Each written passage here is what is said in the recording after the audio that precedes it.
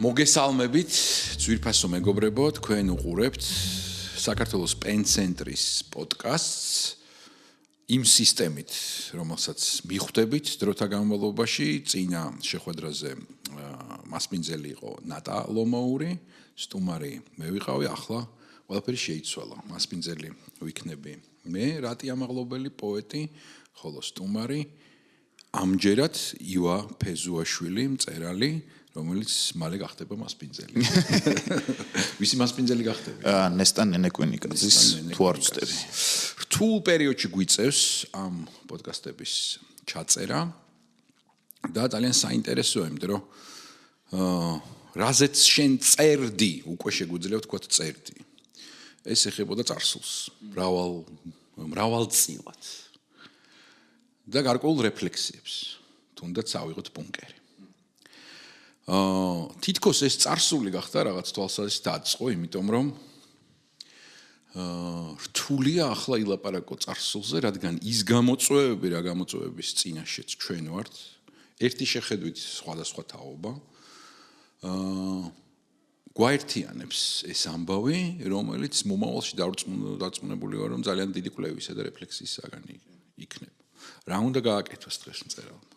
ხო, აი, 16-ში იმას ციგნის ფესტივალზე გვაქვს ღონისძიება მაგ თემის ქვეშ, რომ რა უნდა წეროს მწერალმა და რამდენიმე დღეა ვიცი ეს ყველაფერი და არა, თემა რა უნდა იყოს ამ იმისი ღონისძიების, მაგრამ ვერანაირად ვერ მივედი იმაზე, კითხვებზე ან როგორ გაუწიო ამ ყველაფერს მოდერაცია, იმიტომ რომ მე თვითონაც ხვდები, რომ ძალიან დაბნეული ვარ ამ ყველაფერში და ესე დაახლოებით ვიცი, რომ აწმყოზე უნდა წერო. მაგრამ ეს აწმყო რაღაცა ხო, ვითომ წარსული გვიმეორდება თავიდან თუ რაღაცა და ეს აწმყო ძალიან იცვლება და უფრო საშიში და სასტიკი ხდება. და შეიძლება შენ რასაც დღეს წერ ერთი კვირის თავზე იყოს უკვე ძალიან მობიერი და რაღაცა მიამიტური, იმიტომ რომ ერთი კვირის თავზე შეიძლება შენმა სისტემამ და ხელისუფლებამ ისეთი საშინელება ჩაიდინოს, რომ აი შენ რაც დაწერე, იყოს ბავშვური გასართობი იმასთან შედარებით. რასაც შენ ამბობ, აი ყველაზე მეტად რაზეც ვფიქრობ, ხო, ერთია მწერლური რაღაცა, რომ რასაც დაწერ პირობითად 5 წლის წინ, აი აქტუალურობას რო არ კარგავს, რა კაია. მაგრამ როგორც მოქალაქისთვის ეს არის დიდი საშინელება, რომ აი ოღონდ დაკარგოს აქტუალურობა და არ იყოს ეს დღეს როგორღაც აქტუალური და თუ გინდა ეს წიგნი საერთოდ იმას ჩაბარდეს წყალსაც წაუღია მართლა და მართლა. ჩემ მეგობართან ლაპარაკობდი და რუსთავისში იმას გაყალბების სქემიდან ერთ-ერთზე მელაპარაკებოდა, რომ იქაური ადგილობრივი ესე არის ტიტუშკები დავარქვათ, რესტორანში წასასვლელი ფული გადაუხადეს ამ ხალხს, ანუ ეს იყო ის სარგებელი მათთვის არჩევნებში გაყალბების არჩევნების გაყალბებაში მონაწილეობისთვის და ბუნკერში არის ეგეთი სცენარი, რაღაცა ულტრამემარჯვენე ყალბად ნაციონალისტი ჯგუფი მიდის საკეიფოდ რესტორანში და თავარი გმირი გენა ხვდება, რომ ეს ყველაფერი არის რუსული ფული და რუსული ფული თუწევს კეიფი. არ მინდა რა, არაფერში არ მჭირდება. ეგეთ წინასწარმეტყველებებს საერთოდ არაფერში არ მჭირდება. აი დაალაგდეს, დაწყნარდეს და რაღაც პირობა შემიძლია დავდო. დღეს დილით ვფიქრობდი, რომ შეფერხებაზე, ანუ რამდენი ჩვენი სოციალური ცხოვრების სფერო ფერხდება. ვერაკეთებს თავის საქმეს. პირდაპირ მნიშვნელობით, ხო, როდესაც სრულად გაურკვეველია ქვეყნის მომავალი. ნებისმიერ დონეზე, პოლიტიკურ, ეკონომიკურ, ეგზისტენციალურ დონეზე, ვერავინ ვერაფერს ვერაკეთებს. და შეფერხებული წარმოვიდგინოთ, რომ ეს პრობლემები, რა პრობლემებიც ჩვენ არ გვაქვს. რამდენი რაღაცის გაკეთება შეუძლია სტუდენტს, ახალგაზრდა მეცნიერს, ასაკოვანს, უფლებათა დამცველს, ბუნების დამცველს, ცხოველთა დამცველს, ექიმს, ყველა სფეროში პოზიტიური დღის წესრიგის შემოტანა, ახალი პროექტების, ახალი საქმეების, რომელიც ამ ქვეყანას გადაასხვაფერებს ჩამოთვლილ დარგებში და არ ჩამოთვლილს, ხო, რამდენი სფერო. მე ძალიან მეშინია ერთი განსაკუთრებული რამის. ჩემი შვილი დამკვირვებელი იყო და ღამის 3 საათზე მოვიდა, მოიგო უბანი, მოიგო ოლქი და გახარებული 20 წლის არის და ყველაზე მძიმე ეს იყო ეს. უკვე 7-ის გამთენია და მას სრული სურათი არ აქვს იმის შესახებ, რაც მოხდა. გამყალბებლები გააჩერა, იქ ძველი ბიჭები შეუვარდნენ. მოკლედ, მთელი 16 საათიან, 18 საათიან ბრძოლაში იყო და მოვიდა გახარებული. და მე უნდა უთხრა საერთო სურათი, რა ხდება. მან თავის საქმე შეასრულა და მამა ეუბნება, რომ რა არის სათქმელია ხა, რომ არაფერი არ გამოდის, იმიტომ რომ ყველაფერი ტყუილია ის შრომა, რაც უამრავმა ადამიანმა სრულიად ერთი შეხედვით, ხო? სრულიად გულწრფელად, სრულიად უანგაროდ მოიმოქმედეს თავის ქვეყნისთვის და ასე შემდეგ. ჩემთვის იყო ყველაზე მძიმე ის ამბავი.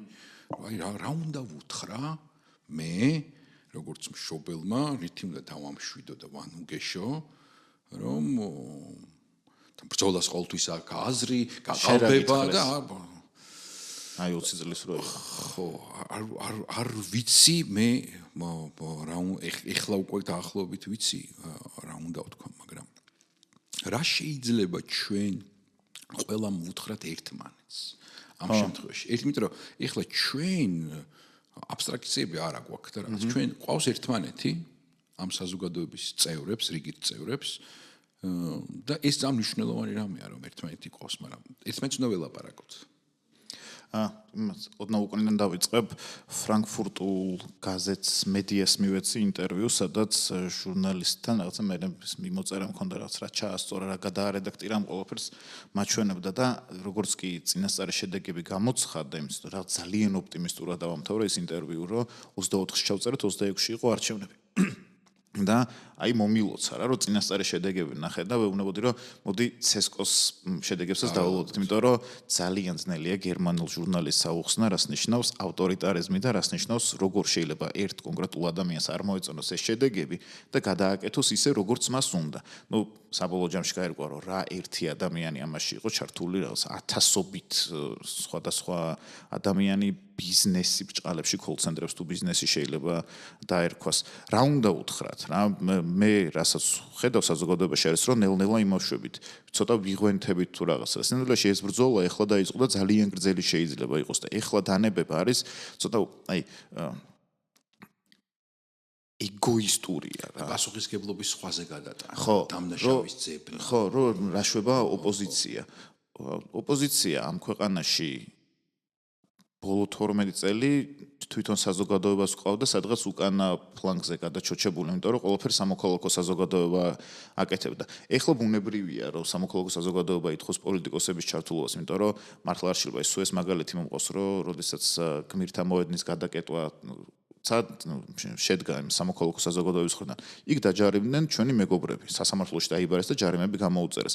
ეხლა დროა, რომ ამ ყველაფრის წინა პლანზე გადმოვიდნენ პოლიტიკოსები, მართლა იმიტომ რომ ჩვენ სამოქალაქო საზოგადოებას რაც შეგვეძლო მშვიდობიანად რისი გაკეთება შეიძლება ჩვენ ყველაფერი ვცადეთ. ახლა პოლიტიკოსებმა უნდა სადონ რომ იგივე მშვიდობიანი პროცესი გააგრძელონ და მიიყვანონ უკეთეს შედეგამდე, იმიტომ რომ ჩვენ ერთხელ გავაწვევინეთ ეს რუსული კანონი 2023-ში მარტში 2024-ში არ გამოვიდა და რატო არ გამოვიდა, ძალიან გასაგებია ეს საზოგადოებამ შექმნა პრეცედენტი იმისა გამარჯვების მოლოდინის შექმნა და ეს მნიშვნელოვანი იყო ეს დღეები, რომელმაც რაღაცა ტიპის რწმენა მოიტანა, მიუხედავად იმისა, რომ ეს გაყალბდა, განადგურდა, ფეხქვეშ გაითელა ხელისუფლების მხრიდან, მიუხედავად ამისა, განცდა პირველად გაჩნდა, რომ ეს ქვეყანა ამ ხალხის არის. კი ბატონო. რეალურად ეს უნდა ითარგმნოს გამარჯვებაში.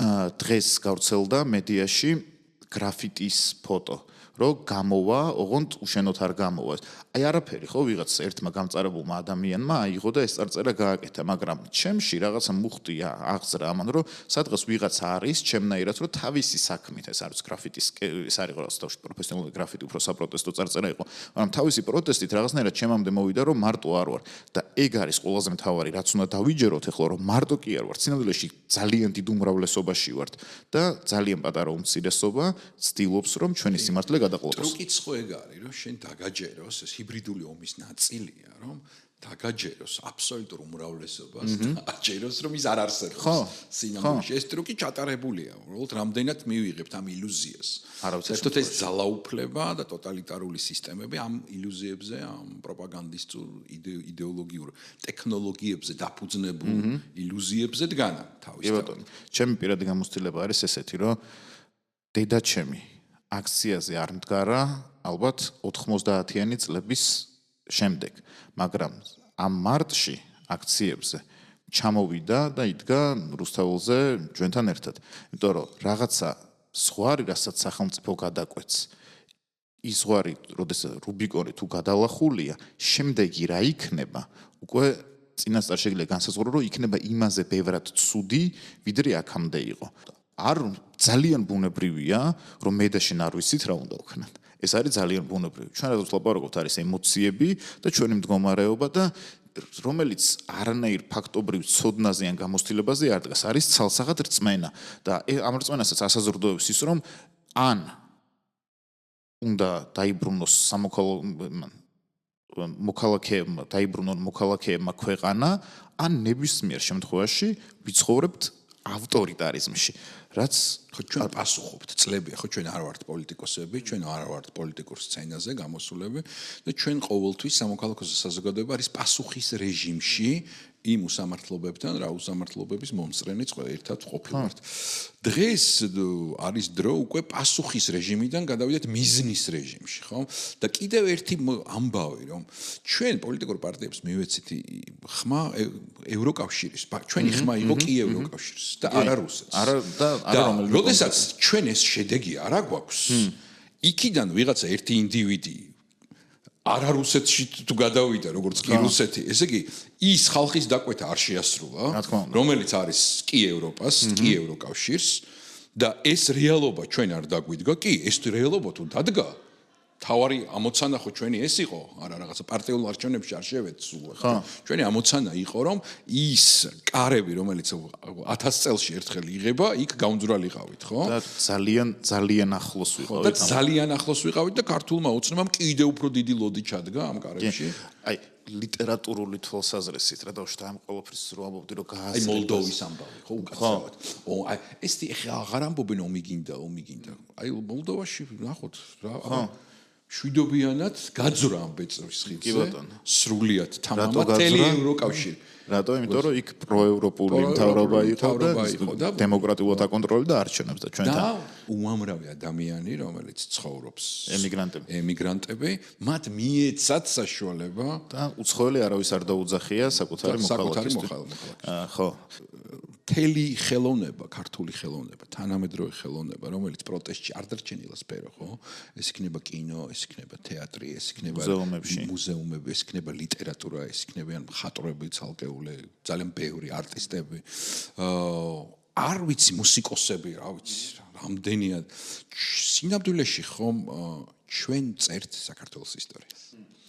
ისტორია მარტო თარიღები არ არის, ისტორია არის ის, რაც ხელოვანებმა დატოვეს წასაკითხად, საყურებლად, მოსასმენად, დასანახად თავიანთ შემოქმედებაში. აქედან ვქმნით. მე საქართველოს ისტორია, მაგალითად, დავით გურამიშვილიდან უფრო მეტად ვიცი, ვიდრე ისტორიკოსებიდან მხოლოდ, იმიტომ რომ ის უშუალოდ მელაპარაკება. და უშუალოდ მოაქვს ის ამბავი, რომელიც ბედი ქართლისაშია, ხო? ერთი პატარა პოემა, მაგალითად, ნიკოლოზ ბარათაშვილის ბევრად მეწყვება იმ დროინდელ რეალობაზე, იმიტომ რომ ბოლო-ბოლო ერეკლეს შვილიშვილი იყო და თავის ოჯახის ამბებს ყვება თავის პოემაში. ასე რომ ჩვენ ამ ბრძოლას ვაგრძელებთ, იმიტომ რომ ჩვენ წერთ ამ ისტორიას და მათ მოუწევთ ძალიან ბევრი თანამედროვე ხელოვანის რეფლექსიაში, ლიტერატურულ ტექსტში, გადაღებულ ფილმში, დადგმულ სპექტაკლში, ნახატში თუ ინსტალაციაში თუ ასე შემდეგ ამოიცნონ საკუთარი თავი. პრობლემა ხო ეგ არის. მათ შვილიშვილებს მოუწევთ ეს წაიკითხონ, ეს ნახო. ამიტომ ჩვენ არ უნებდებით ოკუპაციას. რაც არის ხო, ამათ რომ ესეთი გრძელი საომავლო გეგმა ქონდეთ და მართლა შვილიშვილზე ფიქრობდნენ, ამას პირველ რიგში საკუთარ შვილიშვილს არ გაუკეთებდნენ, რასაც ქვეყანას და ჩვენ გვიკეთებენ ეხლა. და ეგ მართლა ძალიან მნიშვნელოვანი რაღაცაა, რომ კარგი ტექსტი, კარგ მწერალზე ბევრად დიდხანს ცოცხლობს და ასე ნებისმიერ სხვა ხელოვნების სფეროზე.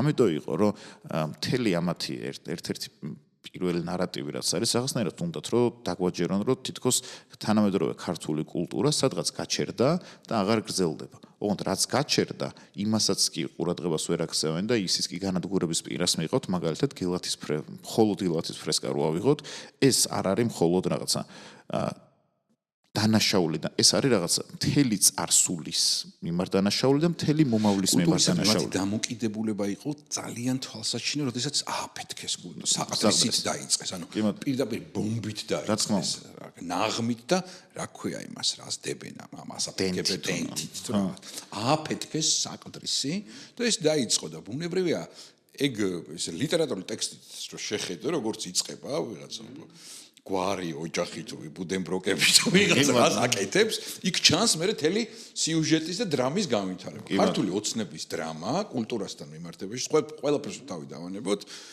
თან არათანამედროვესთან, არამედ ასე ვთქვათ, მონუმენტურ კულტურულ მემკვიდრეობასთან იწყება მისი აფეთქებით.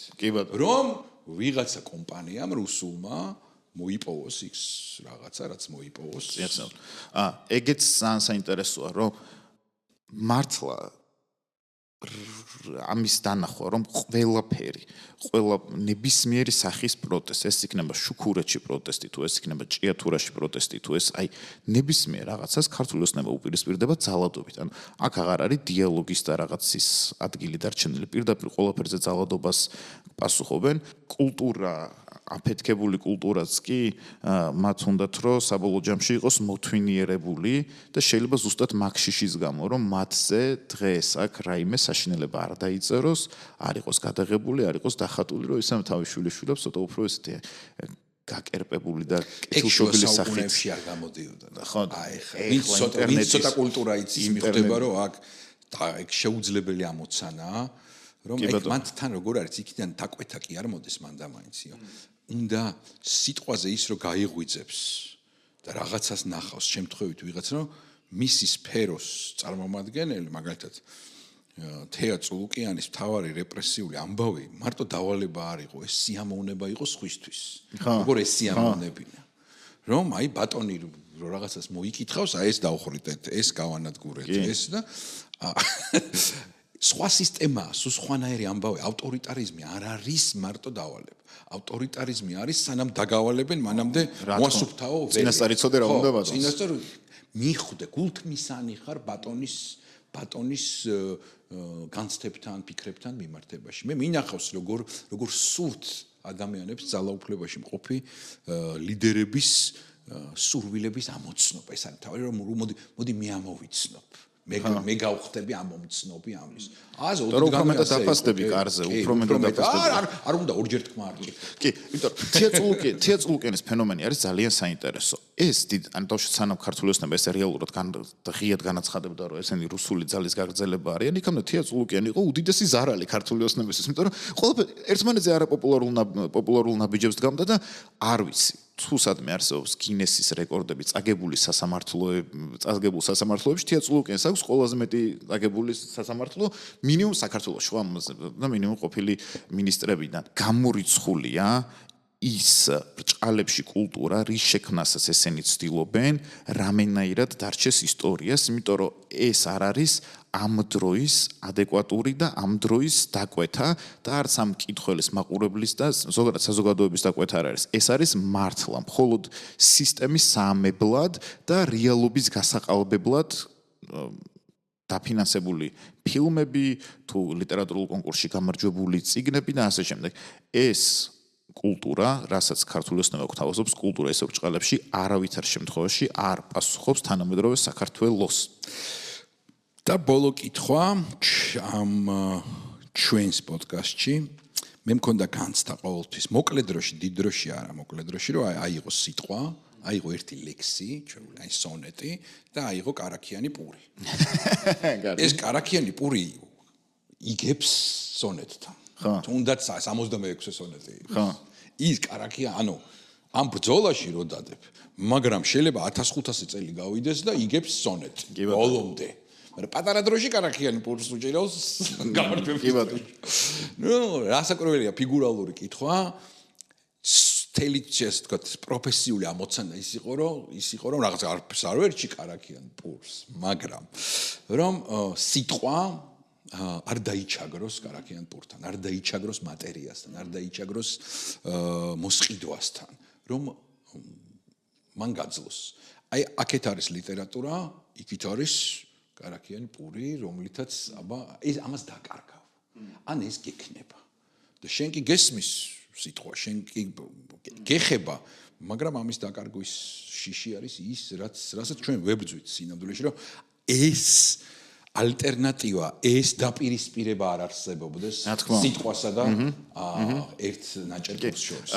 ხო, დაახლოებით ესე მესმის შენი კითხვა, რომ შენ კითხვის დაახლოებით ესეთი პასუხი შემიძლია გავცე, რომ კარაქიანი პურის აუცილებლობა რაღაცასთან, რაღაცის აბრძანეთ ჩდება მხოლოდ მაშინ, როდესაც ვიღაცა განზრახ მუშაობს იმისთვის, რომ საზოგადოება იყოს ისეთი მშიერი, რომ მან ის კარაქიან პურზე ბჭყალებში არ მინდოდა ამ სიტყვის გამოყენება გაიყიდოს. და ხო, ჩვენ კარაქიანი პურის არჩევა სონეტთან მიმართებაში არის სიმპტომი და რაც არის დაავადების მთავარი წყარო, ჩვენ სინამდვილეში მაგას ვებრძვით, თორე გასაგებია, როდესაც ადამიანს შია, იმას არც ჩემი რომანის წაკითხვა არ უნდა, აბა არჩენი ლექსების იმას უნდა, რომ ხვალ გადარჩეს და ჩვენ ვებრძვით იმისთვის, რომ გადასარჩენად კი არ ვიყოთ, არამედ უკეთესი მომავალი შეიქმნას. კი ბატონო, ჩაიზე საუზმე მნიშვნელოვანი ამბავია. საუზმის დროს ადამიანი ეცნობა ამბავს, ჩახედავს გაზეთს, ან ტელეფონში ჩახედავს ახალ ამბებს, შეიძლება რაღაც ლექსიც ნახოს, დღის ჰაიკუ სიტყვა. და ამ დროს საუზმობდეს. ჩვენ გვინდა ისეთ ქვეყანაში ცხოვრება, სადაც კარგ ტექსტებს ვკითხულობთ საუზმეზე. კი ბატონო. მათ შორის კარაქიანი პურის კითხვების. და არა სონეტებს კარაქიან პურს. კი ბატონო. კი ბატონო. დიდი მადლობა. წარმატებას გისურვებ შენს შემდგომ სტუმართან, ვინც იქნება. შემდეგი გადაცემა ის ძველი კაცი ვერმე ასე. შემდეგი პოდკასტი მასპინძელი იქნება. იოა ფეზუაშვილი, სტუმარი ნენე ნესტან კვინიკაძე.